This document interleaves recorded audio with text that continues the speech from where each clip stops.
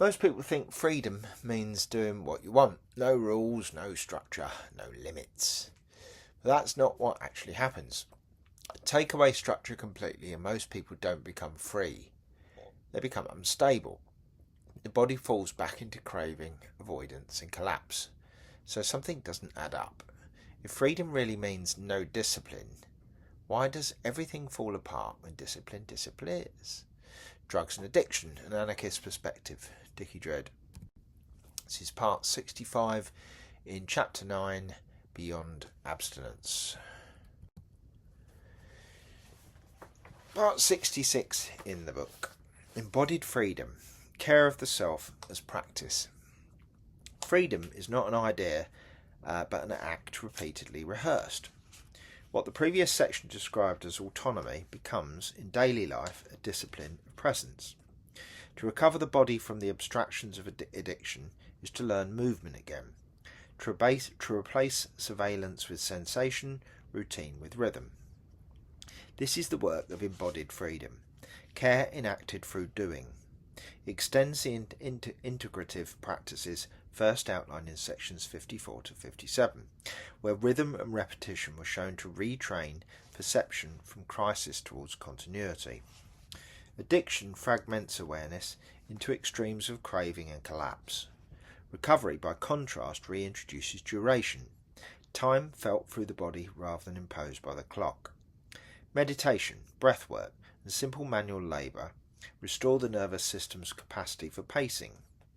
Marte calls this the biology of compassion, physiology realigned through attention.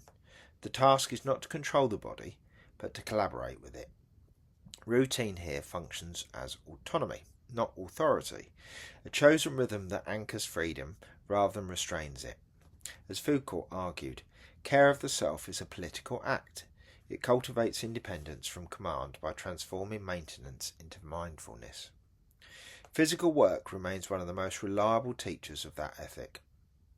As explored in section 56, creative labour, gardening, cooking, building, music, translates emotion into structure. Hands become instruments of regulation.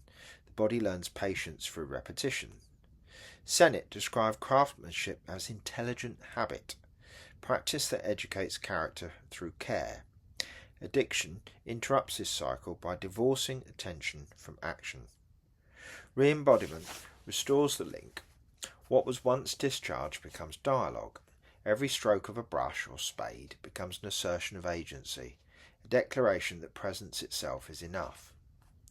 Movement arts carry the same potential. Dance, yoga, and practice of martial arts rebuild confidence in proprioception, the sense of one's own space. After years of numbing, such awareness can feel dangerous. It reopens vulnerability as well as vitality. Yet it is through that exposure that resilience returns. Winkelmann showed that rhythmic group activity synchronizes physiological states, increasing empathy and lowering anxiety. Free festival or community jam therefore doubles as therapy, a democratic ritual where equality is not decreed but embodied. Nature remains the larger teacher. Section 57 demonstrated how ecological participation grounds recovery in reciprocity. Work in soil, swimming in rivers, or simply sitting through weather retrains perception to accept uncertainty. As Nace proposed, the ecological self expands care beyond the skin. To experience continuity with landscape is to remember that healing is not isolation but integration. Freedom grows from context, not escape. Anarchist recovery reframes self-discipline as stewardship. The difference lies in direction.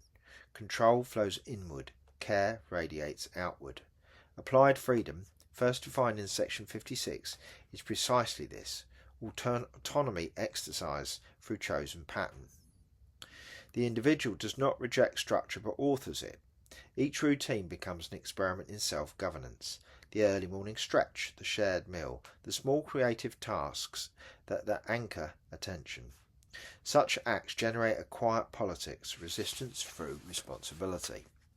This embodied ethic stands against the culture of exhaustion described earlier, where health was reduced to productivity. Here, care is claimed from management. The body ceases to be a project and becomes a companion. Freedom ceases to be escape and becomes inhibition.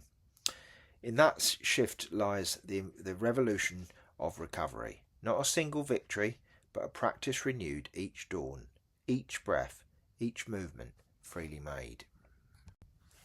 Freedom was never about escaping structure. It's about choosing it.